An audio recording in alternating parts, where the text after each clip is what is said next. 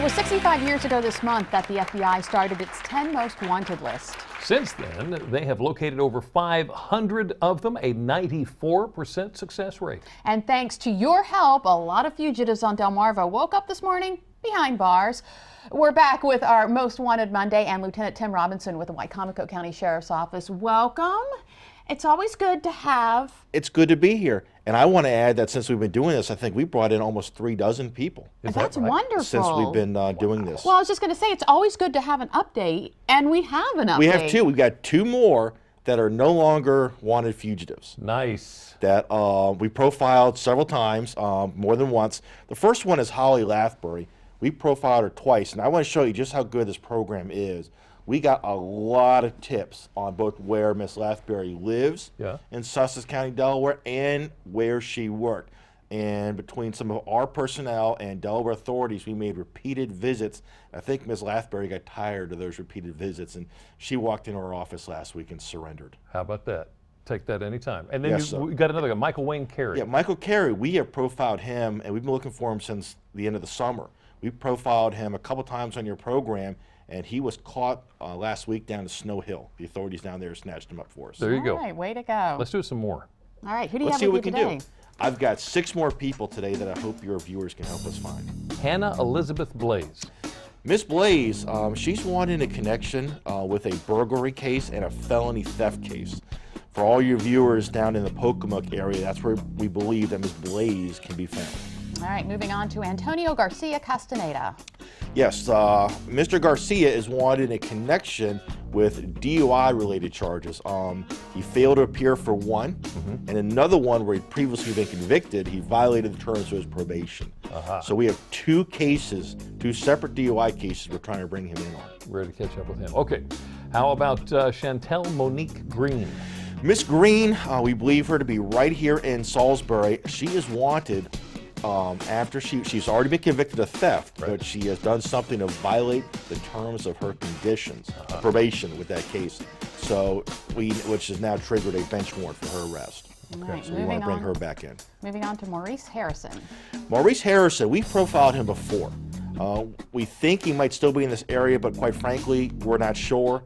We've been looking for him for almost 4 years now. Wow. So any of your viewers have any information where we can find Mr. Harrison, he's been wanted with a series of harassing phone calls that he was making. We actually have an arrest warrant for him. Okay. So anybody knows where Mr. Harrison either lives or where he might have taken off to, please give us a call. Need to catch up with him. Okay, William James Mitchell Jr.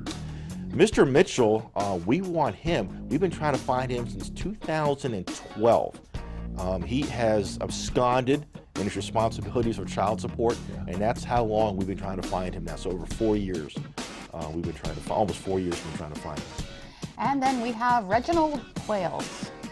Mr. Quailes, he is wanted in connection with a felony theft case. We still believe him to be here in Salisbury. These charges, which he's being sought on, were just issued first part of this year. So if you know where Mr. Quailes is, please contact Crime Solvers. Now, Facebook has really been working well for you. It is. It's amazing the amount of people through our local law enforcement partners when they put the wanted fugitives on Facebook. Also, I think it's really neat is that's where we share some of our success stories. Crime Solvers post the success stories of when these people were apprehended, and we always like seeing the good feedback and the good comments. The one thing I want to remind viewers is we do take comments and we do answer comments through Facebook, but it's not monitored 24 hours a day like the Crime Solvers number is. And if you do have a good tip that you want somebody to act on and get yourself in the pipeline for a reward, you've got to call the phone number. And that number is? 410-548-1776. And what's going to happen is if you call, they're going to give you a code number. And that's how we're going to refer to you for the rest of your existence with Crime Solvers. So the bad guys are never going to find out who called. Nobody's going to know who called. We don't even know who called. That's the perfect way our system works. And that's how we guarantee anonymity. From the moment that first time, they don't even use caller ID where they answer the phone call. Oh, okay. No caller ID. We have no idea who's calling. We're going to issue a code number, and that's how we're going to know you for the rest of your existence with us. Lieutenant Robinson, as always, thank you so much. Come back next week with some updates. I hope to do that. And if you would like to learn more about Crime Solvers, go to WBOC.com. Click on our picture at the top of the page.